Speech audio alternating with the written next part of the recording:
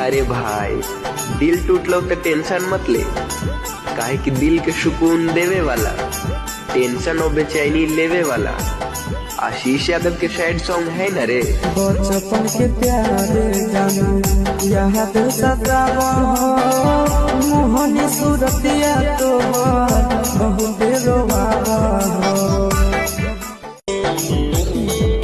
अरे भाई, दिल टूटलो तो टेंशन मत ले, काहे कि दिल के सुकून देवे वाला, टेंशन और बेचैनी लेवे वाला आशीष यादव के सैड सॉन्ग है न रे।